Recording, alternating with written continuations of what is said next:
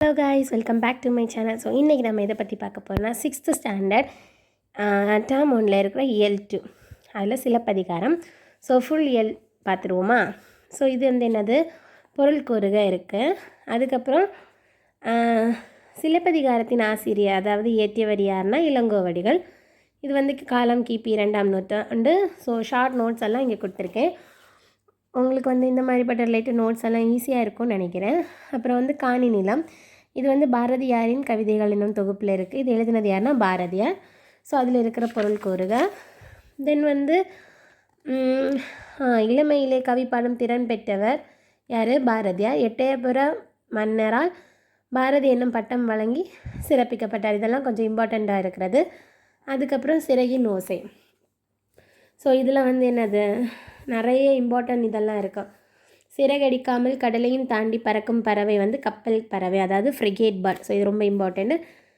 So இது வந்து என்னது, தரை இறங்காமல் 400 கிலோமீட்டர் வரை பறக்கிறதுக்கு பறக்கும். அதுக்கப்புறம் வேறு பெயர்கள் என்னெல்லாம், கப்பல், கூளை கடாம், கடற்கொள்ளை பறவை, இதெல்லாம் வேறு பெயர்கள். அதுக்கப்புறம் எத்தனை முட்டைகளிடம், இதெல்லாம் கொஞ்சம் இம்பார்ட்டண்ட்டாக இருக்குது.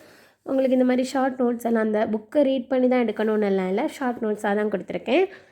தென் காக்கை குருவி எங்கள் சாதி, இது சொன்னது யாருன்னா பாரதியார். ஸோ இந்த இம்பார்ட்டன்ட் சிம்பிள் எதுக்கு போட்டிருக்கேன்னா, இந்த பேஜில் இருக்கிறதெல்லாம் கொஞ்சம் இம்பார்ட்டண்ட்டாக இருக்கும். அதுக்கு அடுத்தது, மனிதன் இல்லாத உலகில் பறவைகள் வாழ முடியும், பறவைகள் இல்லாத உலகில் மனிதன் வாழ முடியாது. இதை கூறினது யாருன்னா சலீம் அலி. இவர் வந்து என்னென்னா பறவை ஆய்வாளர்.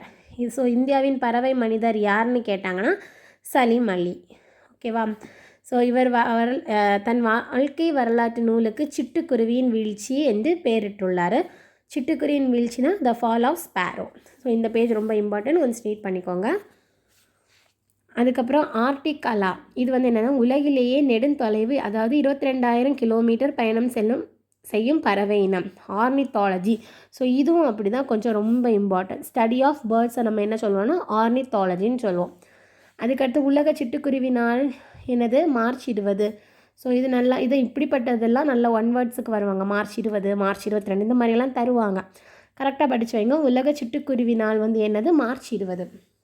அதுக்கு அடுத்தது கிழவனும் கடலும் ஜஸ்ட் ஒரு துணை பாடம், ரீட் பண்ணி வச்சுக்கோங்க. அப்புறம் முதல் எழுத்து சார்பெழுத்து, ஸோ எத்தனை வகைகள் உள்ளது அது மாதிரி. அதுக்கடுத்து 10 இருக்குது சார்பெழுத்து. என்னெல்லாம், உயிர்மை, ஆயுதம், உயிரளப்படை, ஒற்றளப்படை, குற்றியலிகரம், குற்றியலுகரம், ஐகார குருக்கம், அவகார குருக்கம், மகர குருக்கம், ஆயுத குருக்கம், இந்த 10 இருக்குது. ஸோ ஆயுதம் எப்படியெல்லாம் சொல்லுவாங்கன்னா முப்புள்ளி, முப்பாற்புள்ளி, தனிநிலை, அக்கோணம், இந்த மாதிரி சொல்லுவாங்க. ஸோ இது ஷார்ட் நோட்ஸ், இனி இன்னும் எடுக்க வேண்டியது இருக்குது. தென் இது வந்து என்னது, கண்டம், காண்டினென்ட், வலசை, மைக்ரேஷன், தட்ப வெப்பநிலை, கிளைமேட், புகலிடம், சாஞ்சுவரி, வானிலை, வெதர், புவி ஈர்ப்பு புலம், கிராவிடேஷனல் ஃபீல்ட், செயற்கை நுண்ணறிவு, ஆர்டிஃபிஷியல் இன்டெலிஜென்ஸ், செயற்கைக்கோள், சேட்டலைட், மீத்திறன் கணினி, சூப்பர் கம்ப்யூட்டர், நுண்ணறிவு, இன்டெலிஜென்ஸ், நுண்ணுணர்வு கருவிகள்னால் சென்சார்ஸ். ஸோ இதையும் கொஞ்சம் நல்லா பாருங்கள், ஏன்னா இதுலண்டெல்லாம் நிறைய கொஸ்டின்ஸ் வந்து குரூப் 4க்கெல்லாம் வரும். ஸோ இந்த மாதிரி உங்களுக்கு ஷார்ட் நோட்ஸ் புக்கு ரீட் பண்ண மடியாக இருக்குது, இந்த மாதிரி நிறைய பேர் இருப்பாங்க. ஸோ அவங்களுக்கெல்லாம் இந்த மாதிரிப்பட்ட ஷார்ட் நோட்ஸ் வீடியோ உங்களுக்கு ரொம்ப யூஸ்ஃபுல்லாக இருக்கும். உங்களுக்கு இது மட்டும் இல்லை, வேறு எந்த சப்ஜெக்டில் உங்களுக்கு நோட்ஸ் வேணும், ஷார்ட் நோட்ஸ் வேணும்னா என்கிட்ட கேளுங்க.